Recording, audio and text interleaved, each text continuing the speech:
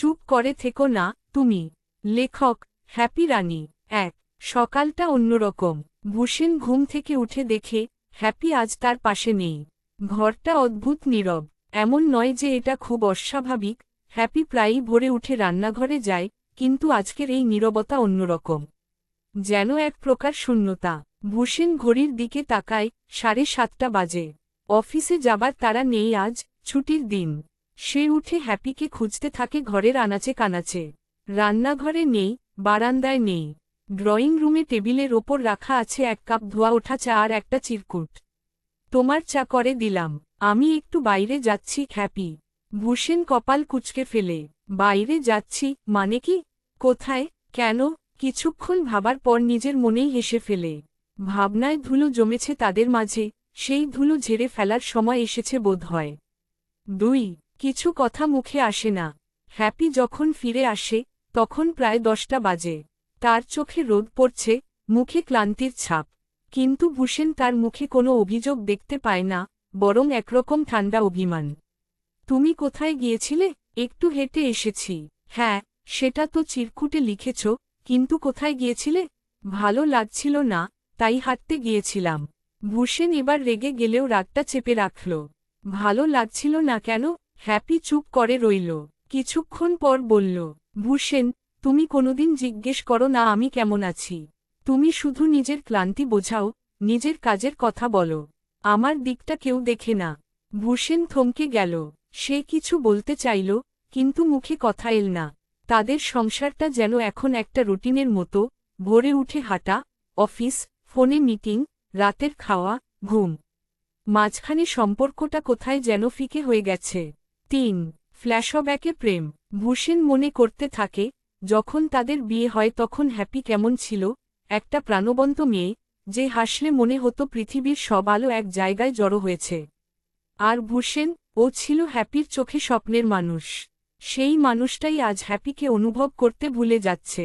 হয়তো জীবনভর দায়িত্ব পালন করতে করতে ভূষণ ভুলে গেছে, দায়িত্ব আর সম্পর্ক এক জিনিস নয়। তাদের প্রেমটা শুরু হয়েছিল এক বইমেলায়।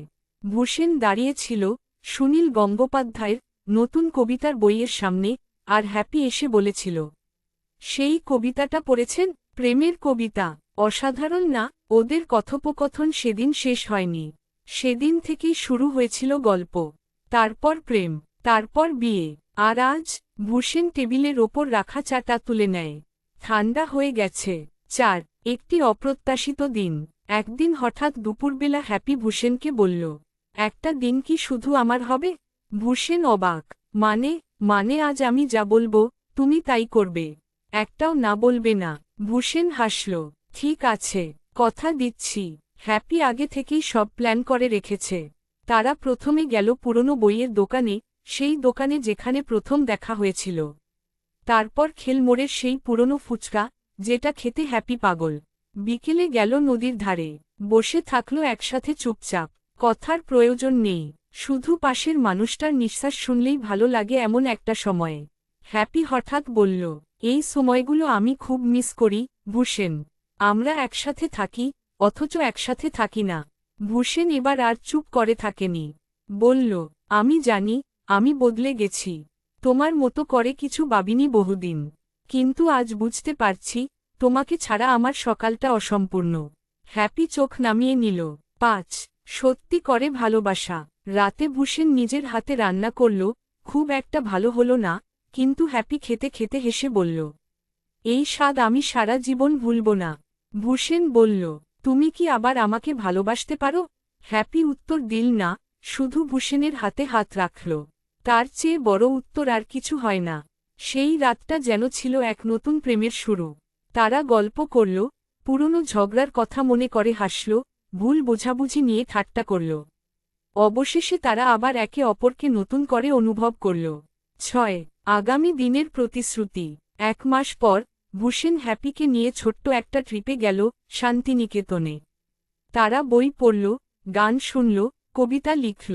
ভূষণ একটা নতুন খাতা কিনে হ্যাপির জন্য লিখতে শুরু করল প্রেমপত্র। শেষ